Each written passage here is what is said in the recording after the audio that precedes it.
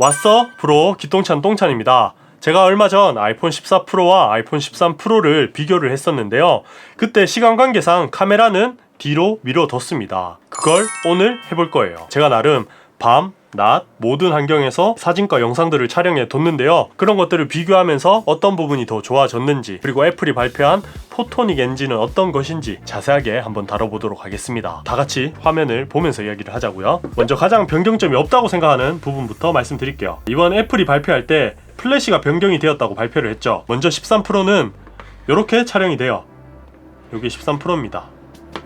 그리고 14 프로는 요거예요. 차이가 거의 없죠. 13 프로, 14 프로. 다른 사진도 한번 보여드릴게요. 13 프로는 뭔가 옛날 플래시 느낌이 나죠. 빛이 딱 닿는 부분만 밝게 나오고 뒤쪽은 좀 어둡게 나오는 그런 느낌이 좀 있었고요.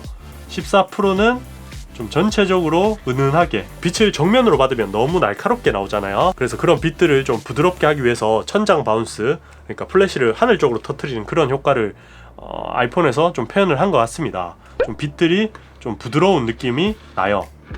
뭐 크게 체감되는 부분은 아니지만 완전 깜깜할 때는 체감이 되는 정도, 이렇게 보시면 될 것 같습니다. 그리고 다음은 센서 크기가 96% 커진 초광각 모드 카메라를 한번 봅시다. 일단 빛이 많은 환경부터 보자고요. 이게 13 프로입니다. 이게 14 프로고요. 구분이 안 되죠. 이렇게 확대를 해보면 14 프로, 13 프로. 조금 낫나? 저조도도 일반 촬영을 한 걸 한번 보여드릴게요. 자, 이게 저조도입니다. 13 프로, 14 프로. 확대해도 여기 CG동이라고 적혀 있는데 그래도 14 프로는 확인은 돼요. 13 프로는 잘 안 보이죠. 근데 로우 촬영을 하게 되면 차이가 좀 나요. 이게 로우로 촬영한 13 프로입니다. 여기 노이즈들 보이시나요? 이게 확대를 더하면 이렇게 자글자글한 노이즈들이 좀 보일 거예요. 반면 이게 14 프로거든요. 확대를 해도 노이즈가 별로 없습니다. 좀 더 블랙을 블랙답게 표현을 하죠. 노이즈 없이. 이게 뭐 센서의 영향도 있겠지만 이번 14 프로에 최초로 들어간 포토닉 엔진의 영향이 더 큰 것 같긴 합니다. 잘 모르실 분들을 위해서 포토닉 엔진을 그냥 간단하게 설명해 드리자면, 소프트웨어와 하드웨어를 융합해서 사진의 저조도, 그리고 중간 정도의 밝기, 이런 영역에서 조금 더 디테일하고 노이즈 없이 촬영해주는 애플의 기술이라고 보시면 돼요. 어쨌든 초광각에서도 이런 차이를 보이긴 한다, 이렇게 보시면 될 것 같고요. 다음은 또 망원입니다. 네, 망원단은 거의 센서 크기도 똑같고 큰 변화가 없거든요. 실제로 결과물도 별로 차이가 없어요. 확대를 해도 이렇게 14 프로, 13 프로. 역시 빛이 많은 환경에서는 거의 똑같다고 보시면 되고요. 저조도 환경에서는 그나마 차이가 좀 납니다. 자, 요게 14 프로, 요게 13 프로고요. 확대를 해보겠습니다. 보이시죠? 조금 더 디테일하게 표현되는 거. 13 프로, 14 프로. 굳이 로우 촬영 안 해도 이렇게 티가 나더라고요. 확실히 더 좋은 디테일을 보여줍니다. 사진도 조금 더 밝고 잘 나오죠. 그리고 이번 아이폰 14 프로는 OIS가 2세대가 탑재가 되었죠. 그로 인해 망원단은 훨씬 크게 체감이 됩니다.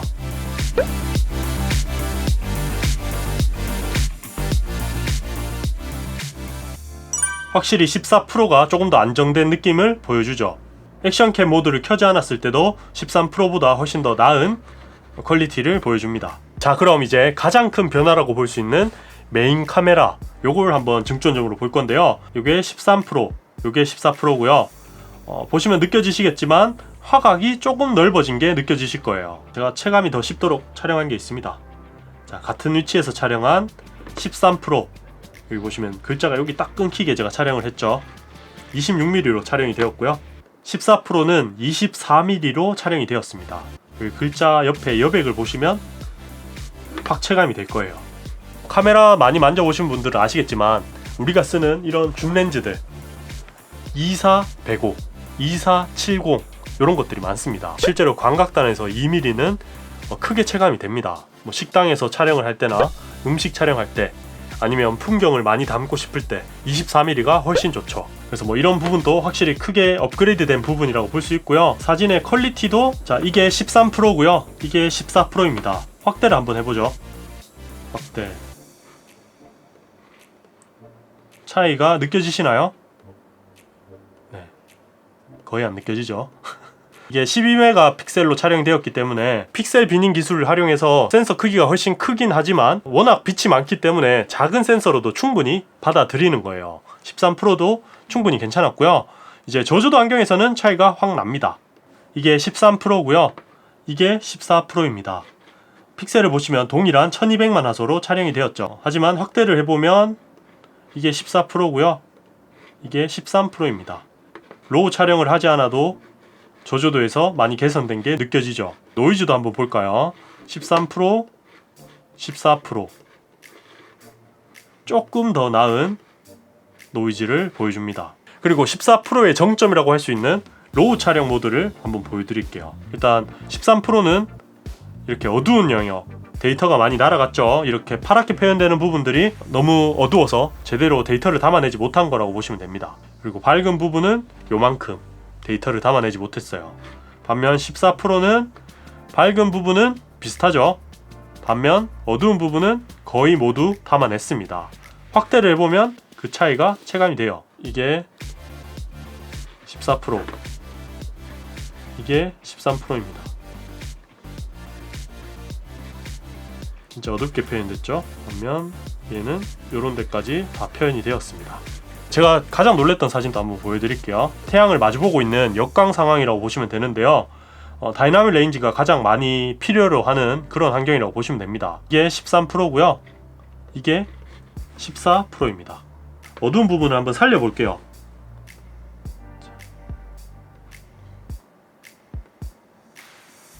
이렇게 하면 거의 뭐 날아간 데이터가 없이 모두 살릴 수 있습니다. 반면 13%의 로우를 한번 살려볼게요. 어두운 영역, 검정. 뭐 얘도 우수하긴 하네요. 근데 이렇게 확대를 해보면 상대적으로 노이즈가 많이 껴 있습니다. 좀 자연스럽진 않죠. 얘에 비하면 얘는 아주 잘 나왔네. 물론 데이터가 엄청 크다는 게 단점이긴 합니다. 이게 13%의 로우 촬영입니다. 용량이 30메가 정도 돼요. 반면 14% 한번 보여드릴게요. 요런 거 81메가. 사진 10장 찍으면 1기가씩 날아가는 겁니다. 그리고 셔터렉이 상당히 길어요. 뭐 빠르게 움직이는 동물이나 어린이들 이런 걸 촬영할 때는 로우 촬영이 적절하진 않죠. 그럼 사진에서 이제 마지막으로 전면 카메라도 한번 볼 건데요. 얘도 변화가 꽤 크더라고요. 이게 13%로 촬영한 전면 카메라입니다. 얘가 14%, 13%는 아주 뭉개져 있습니다. 반면 14%는 선예도가 아주 날카롭게 잘 표현이 됐죠. 어두운 환경에서도 훨씬 더 나은 디테일을 보여줍니다. 그리고 이번에 전면 카메라는 오토포커스가 탑재되었죠. 이게 13%입니다. 나무에 초점이 맞아져 있죠. 손을 아무리 들어도 나무에만 초점이 맞춰지는 걸 볼 수 있습니다. 계속 여기 맞죠?